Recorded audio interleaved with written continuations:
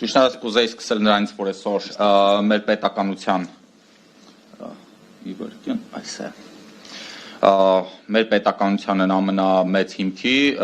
բանակի տոնն է ու կուզեի, որ մենք փառաբանենք մեր հերոսներին, մեզ ճիշտ է փորձում են սովորեցնել սգալ իրենց համար ողբալ ու մտածել, որ բանակը պատերազմի համար չի ամենևին, այդ նարատիվն էլ կա, ես պետք է ասեմ, որ բանակը առաջին հերթին պաշտպանվելու ու պատերազմի համար է։ Իհարկե պատերազմը վատ բան է, ինքս մասնակից եմ չեմ ուզում, բայց եթե կարիքը լինի, պետք է պատերազմի էլ պատրաստ լինես։ Շատ լավ, շնորհակալություն հնարավորության համար, որ կարող եմ այստեղ խոսել, ուրեմն ճիշտ ասած կուզեի ցույց տալ այս մի տվյալը, ուրեմն սա Հայաստանի Հանրապետության պետական պարտքն է մինչև 2026-ի սպասում, այսինքն 2025 թվականը մենք փակել ենք 14.5 միլիարդ դոլարով։ Եթե ինչ 2018-ի մայիսին, երբ Նիկոլ Փաշինյանը եկավ իշխանության, 6.75 միլիարդ դոլար էր։ Այս տարվա դեֆիցիտը կազմելու է 536 միլիարդ դրամ, այսինքն գրեթե 1.5 միլիարդ դոլար, պետական պարտքն էլ հասնելու է 16 միլիարդի, եթե չի գերազանցելու իհարկե։ Մեկ այլ ուրիշ հարց է, որ 560 միլիարդ դրամից ավելի էլ ունենք պարտք սպասարկելու, այսինքն մենք ավելի շատ այս տարի պարտք ենք վճարելու, քան վերցնելու ենք, կարելի է ասել շատ կոպիտ ասած, ինչքան վերցնելու ենք, այնքան տալու ենք։ Ինչի համար եմ ես սրա մասին խոսում, մենք հենց այս ենթադրյալ կոռուպցիոն դեպքերի, այս կոռուպցիոն դրսևորումների համատեքստում ես կուզեի Մոբուտու Սեսեկոյի խոսքերը մեջ բերել, նա եղել է ուրեմն Կոնգոյի, դրանից առաջ Կոնգոն, որ կոչվում էր կարծեմ Զամբիան էր, չէ՞, հա, Զամբիայի ղեկավարն է, միակ դիկտատորը։ Ուրեմն ինչ է նա ասում է, այստեղ կարևորը փողն է, առաջնորդին փող, ոսկի եւ ադամանդ է պետք իր հարյուրավոր ամրոցները կառավարելու, հազարավոր կանանց կերակրելու, իր կրունկների տակ գտնվող միլիոնավոր բնակալեզների համար մեքենաներ գնելու, հավատարիմ զինվորական ուժերը ամրապնդելու եւ դեռևս բավարար փող ունենալու համար, ի շվեյցարական հաշիվները պահելու համար։ Ես կարծում եմ, որ այդ ենթադրյալ կոռուպցիոն դեպքերը հենց այս իր ցիտատով կարելի է բնորոշել։ Ու սկսենք այս բովանդակությունից, ճիշտ ասած ես կուզեի խոսել մեր օրերում այս դասական կոռուպցիոն դրսևորումների մասին, ինչպիսին անիվն է, օրինականացված կոռուպցիոն դրսևորումների մասին, ինչպիսին են պարգևավճարները, Զանգեզուրի պղնձամոլիբդենային կոմբինատում տեղի ունեցող դեպքերը, որ մենք տեսել ենք, ու օրենքով կոռուպցիոն դրսևորումների մասին, օրինակ բանակից թռնելու օրենքի նախագիծը։ Ու ինչպես նաև խոսեմ նաև հանրային դիսկուրսի պատժելիության ու իշխանական քարոզչական մոնոպոլիայի մասին։ Այսպիսով դասական կոռուպցիոն դրսևորումը օրինակ անիվ է, որ մենք տեսել ենք ի սկզբանե ուռճացված հաստիկներ այնտեղ կան, ԽԾԲ սկզբունքներով հավաքված անձնակազմ, որ զանազան ինչ-որ բարձրաստիճան պաշտոնյաների բարեկամներ էին, այդ ամբողջը մամուլում հասանելի է, ըստ մամուլի հրապարակումների, կա 14 նախագիծ է եղել, որոնցից 11-ը փաստացի ձախողվել են, չեն աշխատում այս պահին, օրինակ Ֆլայարնայի դեպքում արբիտրաժային հարից էր նախապատրաստում Էյր Արաբիան Հայաստանի Հանրապետության նկատմամբ ու Հայաստանի Հանրապետությունը ակնհայտորեն ռեպուտացիոն հսկայական վնասներ կրեց դրա արդյունքում, դեռ հարց է այդ արբիտրաժային ճիշտ ասած հայցից այս պահին տեղյակ չեմ, չկարողացա գտնել ոչ մի բան, բայց եթե ներկայացվի Հայաստանի Հանրապետությունը մեծ վնասները կրելու նաև այդտեղ։ Ու տարբեր հաշվարկներով 60-70 միլիոն դոլար մեր հարկատուներից միջոցներից վատնվել է պարզապես, ու հիմնադրամը 2 տարուց ավելի գլխավորած Տիգրան Ավինյանը չունի կարգավիճակ այդ հարուցված քրեական գործի շրջանակներում, բայց օրինակի համար կար Փափազյան Դավիթ, եթե չեմ սխալվում, նա օրինակ կարգավիճակ ունի։ Ու պետք է նաև էլ հաշվի առնենք, որ էլի մամուլում արկա տեղեկությունների համաձայն Տիգրան Ավինյանի կնոջ ընկերուհու 8 օր բացված ընկերությանը օրինակի համար բավականին մեծ 1.5 միլիարդ դրամի միջոցներ են հատկացվում։ Ու նմանատիպ շատ դեպքեր կան, Դավիթ Փափազյանի ընկերոջ մասին կա, Տիգրան Ավինյանի դասընկերոջ մասին կան այդպես տեղեկություններ եւ այլն եւ այլն։ Ինչպիսին էր քարոզչությունը այս դեպքում։ Ես նշեմ, որ այս վերնագիրը նրա մասին էր այն թեմայով է, որ ուրեմն քարոզչությունը որպես կոռուպցիայի ենթակառուցվածք, այսինքն այս դեպքում քարոզչությամբ փորձում են արդեն այդ բոլոր կոռուպցիոն դրսևորումները ինչ որ ձևով ծածկել, լղոզել։ Հիմա ցույց տամ, որն էր այստեղ քարոզչություն։ Ուրեմն քարոզչության մի մասերն այն, որ վատ մենեջմենթ է տեղի ունեցել անիվում, այլ ոչ թե կոռուպցիոն դրսևորումներ։ Տեղի ունեցավ առատավոր պրակտիկայի նորմալիզացիա ու արժեզրկում, երբ որ ասում են իրականում ամեն բան այդքան էլ վատ չի եղել, որ նշեց Տիգրան Ավինյանը։ Դրանից հետո առատավոր երևույթների հետ դրական լույսի տակ ներկայացնել, երբ որ նա ասում է, որ նոր աշխատատեղեր կապեր են ստեղծվել, հարկերի վերադարձ է եղել այնտեղի ընկերություններից եւ այլն եւ այլն։ Մենք 18 թիվ գնանք մինչեւ պատերազմ, երբ որ մեր խնդիրները լրիվ այլ որակի էին, կտեսնենք, որ առաջին տեղով 40% բնակչության այդ հարցվածների պնդում էր, որ հենց այդ կադրային քաղաքականությունը, այսինքն բացահայտորեն, ակնհայտորեն հայ ազգը, մեր ողջ հանրություն դժգոհ է իրենց կառավարման մոդելից ու ասել, որ մենք պարգևավճար ենք վճարել, քանի որ նրանք մասնագետներ են, դա պարզապես ես կորակեի անամոթություն։ Հիմա պղնձամոլիբդենային գործարանի այս բանի մասով, օրինակի համար այդ օրինականացված է դրսևորման մասով, ես կարող եմ ուղղակի մեջ բերել Նիկոլ Փաշինյանի խոսքերը, որտեղ նա ասում է. Զանգեզուրի պղնձամոլիբդենային կոմբինատի գործով պետական բյուջե է վճարել 15 միլիարդ դրամ։ Հայաստանի Հանրապետություն Զանգեզուրի պղնձամոլիբդենային կոմբինատի սեփականատեր է ժողովուրդը բոլորը, բայց թալանվածի վերադարձ չի, էդ էլ է թալանվածի վերադարձ։ Այսինքն Փաստացի մենք տեսնում ենք, որ ամեն ինչ օրինական այդ ընթացակարգերով է տեղի ունենում, բայց այս դեպքում արդեն ժողովուրդը խնդիր չունի այս դեպքի հետ, քանի որ դե ինչ խնդիր կա, այսինքն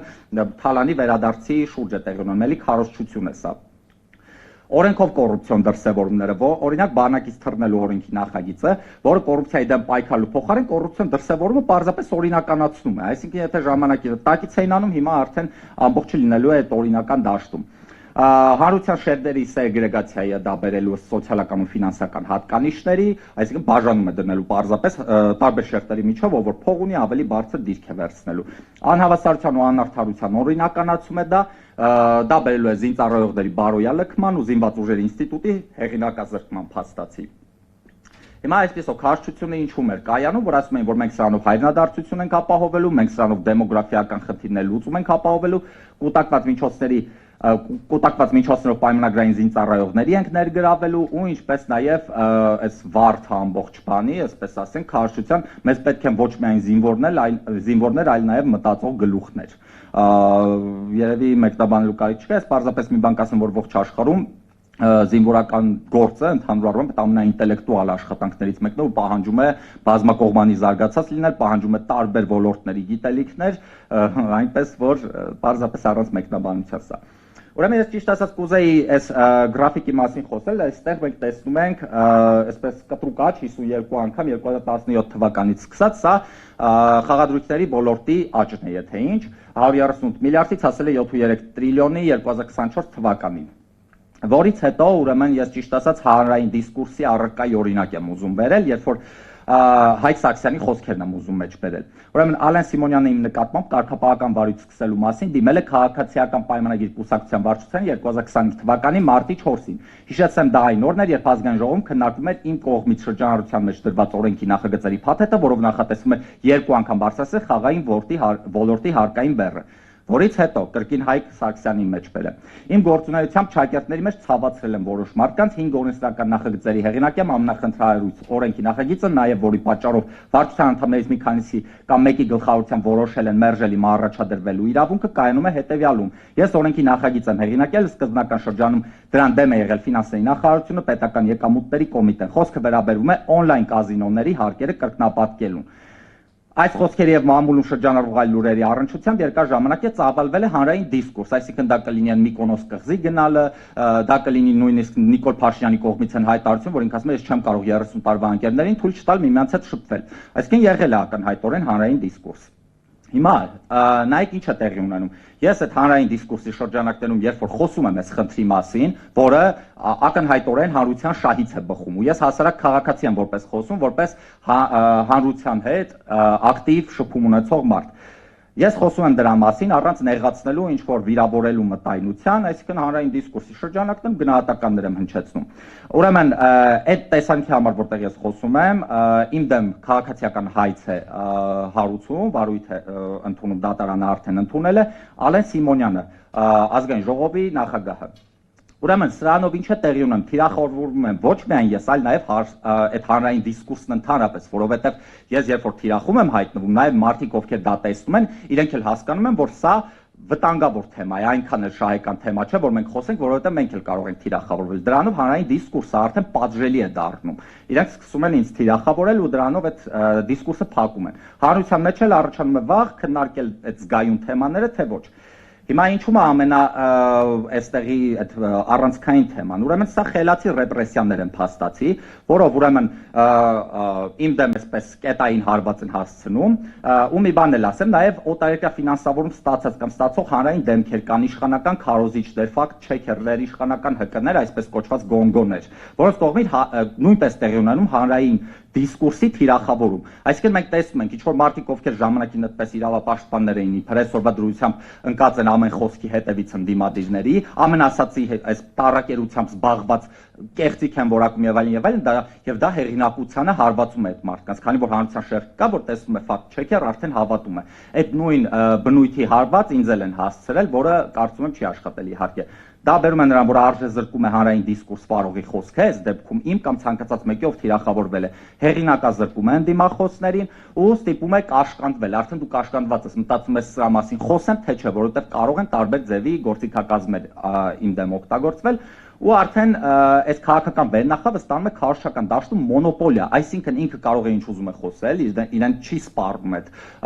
թե հայցերի տեսքով բաները, թե այդ գոնգոները իրենց դեմ արդեն կեղծիք չեն որակում, այսպես ընտրովի էլի սելեկտիվ է, ու հանրային դիսկուրսը վերածվում է իշխանական դիսկուրսի, փաստացի իրենք մոնոպոլիա են ձեռք բերում։ Ինչ եմ ես առաջարկում սրա մասով, առաջարկում եմ բարձրաձայնել այս ամենը, խոսել դրա մասին անընդհատ, ինքս պատրաստում եմ անընդհատ խոսել այս դեպքի մասին, քանի որ սա պարզապես դեպք չի իմ գնահատմամբ, սա մի ամբողջ համակարգի ու Հայաստանի Հանրապետության սրտացավ ու ակտիվ քաղաքացու պայքար է։ Ու արդեն մենք գնահատական կտանք դատաիրավական համակարգը արդյոք այս դեպքերում, երբ որ կարող է ինչ-որ կաշկանդվածություն ունենալ այս մասով, որ մի կողմից ազգային ժողովի նախագահը, մյուս կողմից հասարակ քաղաքացի, ով շատ սրտացավ է, մենք արդեն այդ գնահատական կտանք ինչպես է աշխատում համակարգը, կարող է արդյոք նա